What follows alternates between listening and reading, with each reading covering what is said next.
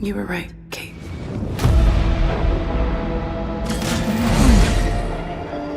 My sister is gone. Season 2 of Arcane just wrapped up, and folks, this is what $250 million should look like.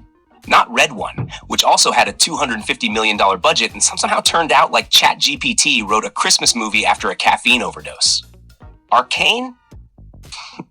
A visual masterpiece. Seriously, this is probably the most stunning animated series I've ever seen. Forget best animated series, just call it best series, period. Every episode was like eye candy on steroids, and I'm not even mad about it. The animation is on another level, and they didn't skimp on a single pixel. This isn't just good animation, it's revolutionary. There's only Jinx now. Hey there, welcome and welcome back. It's Medusix. I know I'm changing my video formats recently, but let me know which format you like, then I can stick to that. Also, hit the like button. It really helps me out with the YouTube algorithm, and hit subscribe if you like watching my videos.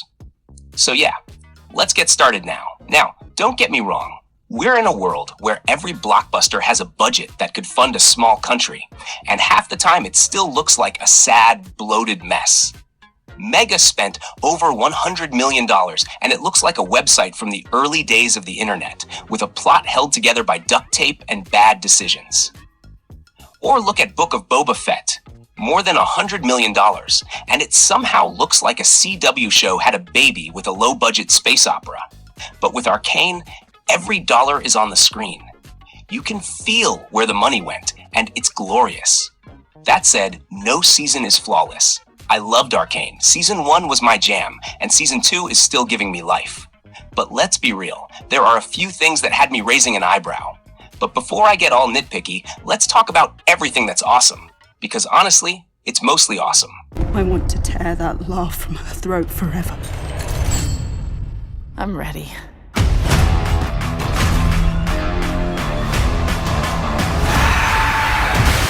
Let's start with the visuals, again, because it's that important. Not only does the animation knock it out of the park, but the music? Chef's kiss. I know some people think every episode feels like a music video. Maybe it's a little much for some, but I'm here for it. The music is extra in the best way possible, and I grew up on AMVs from Naruto, Dragon Ball Z, and Final Fantasy, so my heart's already got a soft spot for that kind of hype. The show just knows how to make a scene pop with these stylized musical moments that are like mini concerts with visuals that slap. Now, there's a specific segment in each episode, usually 2 to 3 minutes long, where everything goes full music video mode. And honestly, it's like a little treat. I get it. It can be jarring if you're really deep into the plot and suddenly, bam, there's a 3-minute music video. But I dig it. It conveys emotions without saying a word. Just music, animation, and pure vibes. Sure, some might feel like it breaks immersion, but I'm over here smiling every time it hits. One more thing I really loved was how they deepened the characters. The ones we already knew from Season 1 just got more layers. It's not like they flipped and became totally different people out of nowhere.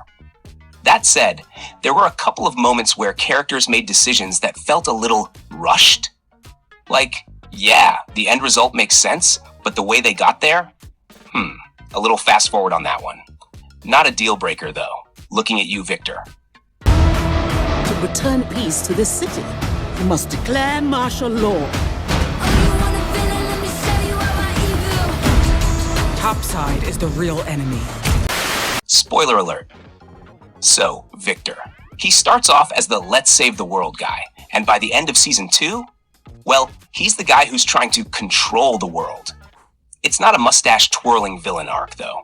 It's more like a slow burn, where he gradually shifts from wanting to help people to thinking he knows what's best for everyone. He's still trying to make a perfect world, but now it's just a little creepy. It works, though. Victor's still the guy with the best intentions from Season 1, just with a slightly sketchy execution. He's not your classic villain twirling his mustache and monologuing. He still thinks he's saving the world and delivering the perfect society. But dude, he's got a serious ends justify the means vibe going on now, and it's not pretty. Now onto Ambessa. This is where my complaint comes in. I really liked Ambessa's character and what they were building for her. But by the end of season 2, her decisions felt off. Like, she teams up with Victor because he can make immortal super soldiers, which, okay, I get the appeal.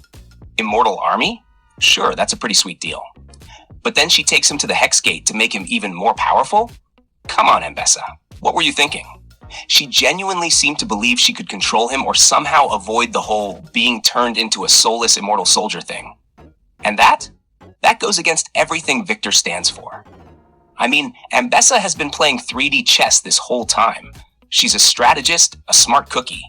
So why on earth would she fall for something that was never going to work in her favor? The whole thing felt like a bad decision, and it was kind of frustrating. And then, her death? Oh, man, that was underwhelming. She wasn't trapped in those thorns long enough for it to feel like a real threat.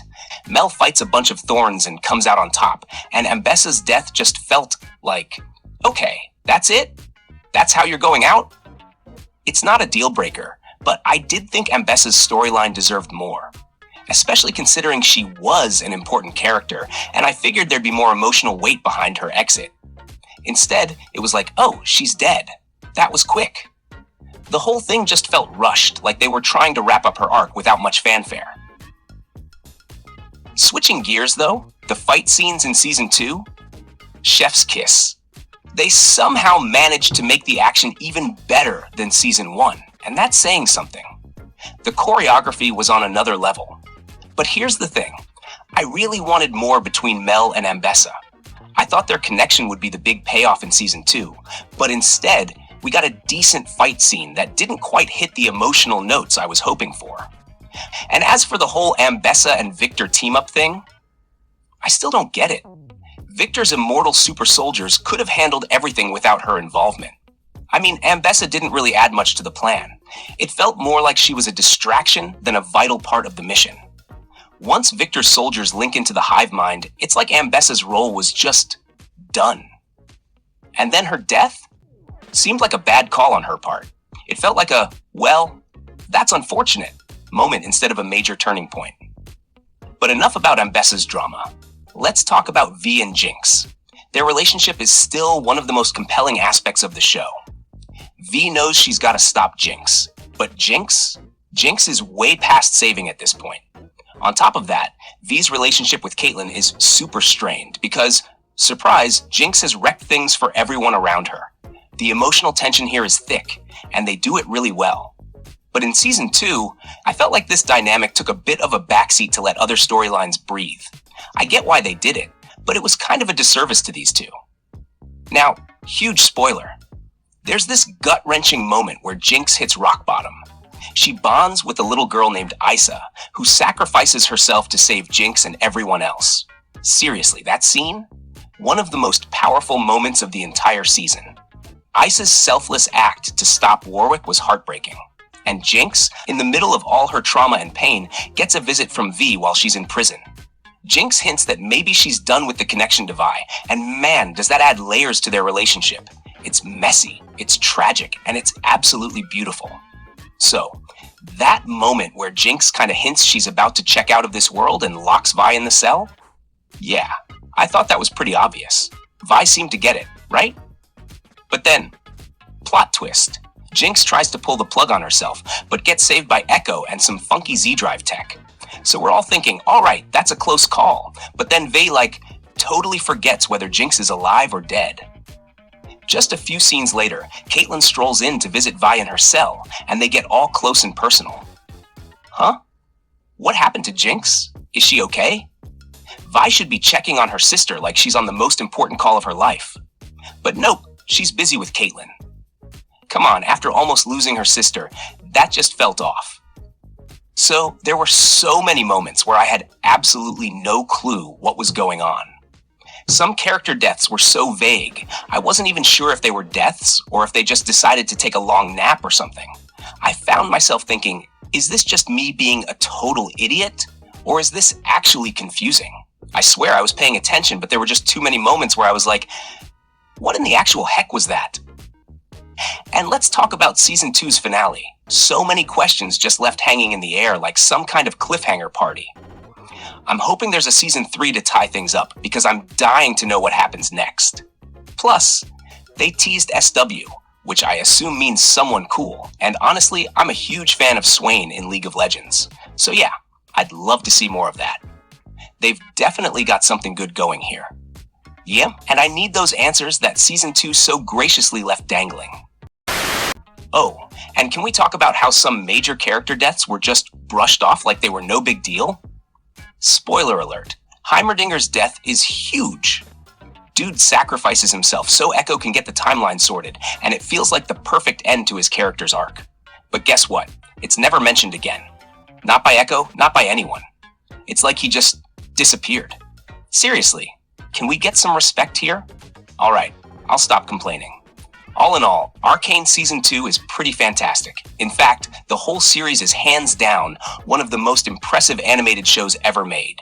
It's something truly special, and if you haven't seen it yet, you're missing out.